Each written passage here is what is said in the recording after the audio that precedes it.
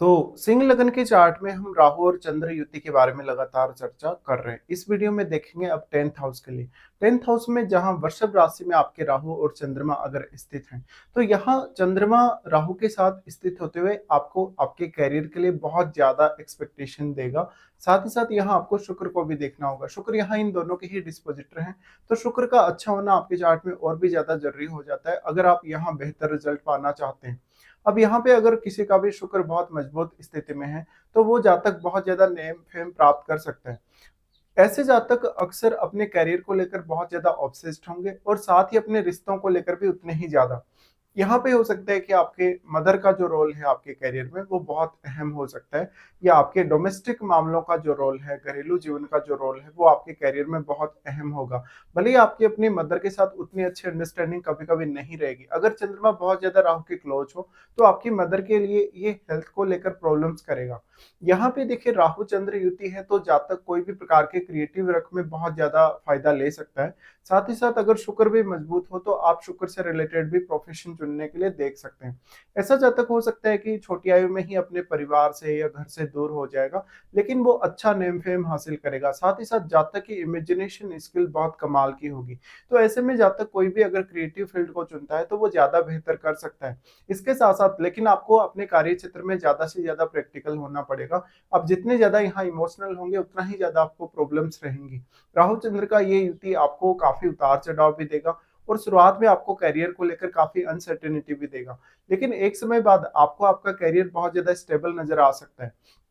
यहाँ पे अब कोई भी अन्य ग्रह जो बैठा है यहाँ राहु और चंद्रमा के साथ, आपको उस ग्रह को देखना होगा और उन भावों को भी देखना होगा जिन भावों का वो ग्रह आपके चार्ट में स्वामी है, क्योंकि उन भावों से रिलेटेड भी आपकी एक्सपेक्टेशन बहुत ज्यादा बढ़ने वाली है। यहाँ पे चंद्रमा साथ है तो जातक कभी भी एक निर्णय पर टिका हुआ नहीं रह सकता। अगर वो अपनी खुद की टैलेंट या खुद की क्रिएटिविटी का अगर करियर में इस्तेमाल करे तभी वो ज्यादा बेहतर कर पाएगा। अगर आप यहाँ बहुत ज्यादा इमोशनल हो गए, अपने करियर के लिए बहुत ज्यादा ऑब्सेस्ड हो गए, तब आपको उतनी ही ज्यादा प्रॉब्लम्स भी आएंगी। यहाँ पे अगर कोई फायरी प्लेनेट स्थित होगा इनके साथ, तब आपको ज्यादा प्रॉब्लम होगी करियर के लिए। इसके साथ साथ यहाँ जो भी ग्रह बैठा है वास्तव में वो ग्रह यहाँ किस प्रकार का प्रभाव डाल सकता है, उस ग्रह का संबंध यहाँ शुक्र के साथ कैसा है, राहु के साथ कैसा है, ये सब आपको देखना होगा। क्योंकि यहाँ जो भी ग्रह बैठेगा वो राहु की वजह से यहाँ काफी ज्यादा मल्टीप्लाई होगा और अपने इफेक्ट डालेगा, लेकिन वो ग्रह अब चंद्रमा को भी फिर काफी ज्यादा प्रभावित कर सकता है। तो कहीं ना कहीं हम ये मान सकते हैं कि चंद्रमा आपके अब 12th लॉर्ड है। 12th लॉर्ड होके चंद्रमा यहाँ बैठे हैं, तो जातक अपने कैरियर की वजह से या तो वो 12th हाउस का फायदा उठाएगा किसी भी तरीके से, जैसे अगर वो कोई क्रिएटिव फील्ड में है तो उस तरीके से वो काम करेगा, अपना स्टूडियो वगैरह बना के काम करेगा, या अदरवाइज जातक का फॉरेन से कोई ना कोई संबंध हो सकता है। अक्सर जातक को कोई ना कोई ट्यूर हो सकता है लगातार, तो कैरियर के लिए ऐसा जातक अपने घर को छोड़ेगा या इवन वो लगातार विदेश यात्रा करता रहेगा। इस प्रकार के जातकों में ये कुछ ऐसी क्षमता भी देखने को मिलती है कि वो ओवरनाइट भी वर्क कर सकते हैं या वो डबल भी काम कर सकते हैं, जैसे सुबह और रात को भी। साथ साथ में ऐसे जातकों में एंजाइटी, डिप्रेशन ये सब ज्यादा देखने को मिलेगा, लेकिन ये सब धीरे धीरे स्टेबल भी होता जाएगा जैसे जैसे जातक की उम्र बढ़ती जाएगी। इसके साथ ही ऐसे जातकों में अपने करियर को लेकर बहुत ज्यादा सहनशीलता नजर नहीं आती और उनके अपने बॉस से और कलीग से संबंध खराब होने के चांसेस उतने ही ज्यादा रहते हैं, क्योंकि यहाँ एक बार आपको सफलता मिलने पर आपकी एक्सपेक्टेशन उतनी ही ज्यादा तेजी से बढ़ती जाएंगी। और अगर आप अपने एक्सपेक्टेशन को फॉलो करेंगे तो उसके हिसाब से फिर आपके करियर में स्टेबिलिटी आना मुश्किल है। अगर हम दृष्टियों के अकॉर्डिंग देखेंगे तो राहु का दृष्टि आपके वाणी स्थान पे पड़ेगा। जब चंद्रमा के साथ इस तरीके से राहु बैठे हों और अगर वाणी स्थान पे राहु प्रभाव डाल रहे हैं, तो जातक का वाणी बहुत ही ज्यादा अच्छा हो सकता है, प्रभावशाली हो सकता है और उसमें कुछ वाणी को लेके अच्छा टैलेंट भी हो सकता है। साथ ही साथ यहाँ चंद्रमा आपको बहुत अच्छे इमेजिनेशन प्रोवाइड करेंगे। इस इमेजिनेशन का इस्तेमाल आप अपने करियर में किसी भी तरीके से कर सकते हैं, जैसे अपनी वाणी में या किसी भी अन्य कार्य में। तो यहाँ पे अब जातक के पास कभी कभी अपने कैरियर के रिगार्डिंग बहुत सारे विकल्प मौजूद होंगे, लेकिन जातक को एक परफेक्ट विकल्प कौन सा चुनना है इसको लेकर उसको काफी ज्यादा कंफ्यूजन भी होगा। फिर राहु का दृष्टि जो सेकंड हाउस पर पड़ रहा है वो आपको फैमिली रिलेशंस को लेकर बहुत ज्यादा ऑब्सेस्ड करेगा। ऐसा जातक अपने कैरियर के साथ साथ अपनी फैमिली को बहुत ज्यादा डोमिनेट करता हुआ नजर आएगा। अगर कोई फायरी प्लेनेट का प्रभाव है आपके 10th हाउस पे, तो ये आपके कैरियर के लिए कुछ हद तक अच्छा साबित हो सकता है, लेकिन आपके इमोशंस के लिए नहीं। इसके साथ साथ राहु का जो वाणी स्थान पर प्रभाव है ये आपको आर्थिक उतार चढ़ाव भी उतने ही ज्यादा देगा। फिर राहु और चंद्रमा दोनों का ही दृष्टि आपके 4th हाउस पे रहेगा। अब फोर्थ हाउस पे अगर दृष्टि है तो राहु और चंद्रमा के साथ कोई भी ग्रह अगर स्थित है तो वो ग्रह मल्टीप्लाई होने की वजह से केतु पर और केतु के साथ बैठे हुए ग्रह पर अपना सर्वाधिक रूप से प्रभाव डाल पाएगा।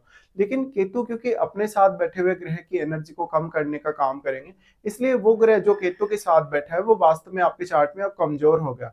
तो यहाँ अपनी फैमिली को लेकर जितनी कम एक्सपेक्टेशन आपकी होंगी आपके लिए उतना बेहतर होगा। तो वास्तव में अगर देखा जाए तो ऐसे जातक अपनी फैमिली को लेकर काफी ज्यादा इश्यूज फेस करेंगे, साथ ही साथ क्योंकि वो अपने करियर के लिए ही ज्यादातर ऑब्सेस्ड होंगे, इसलिए अपने फैमिली से संबंधित कुछ जिम्मेदारियां ऐसी हो सकती हैं जातक की जो अधूरी रह सकती हैं, या कुछ रिश्तों में उसको ज्यादा अटैचमेंट देखने को मिल सकती है। तो यहाँ फैमिली से रिलेटेड कार्यों और परिवार से रिलेटेड कार्यों में भी आपको काफी प्रैक्टिकल होना होगा। आप जितने ज्यादा यहाँ इमोशनल होंगे उतना ही ज्यादा आपको प्रॉब्लम्स रहेंगी।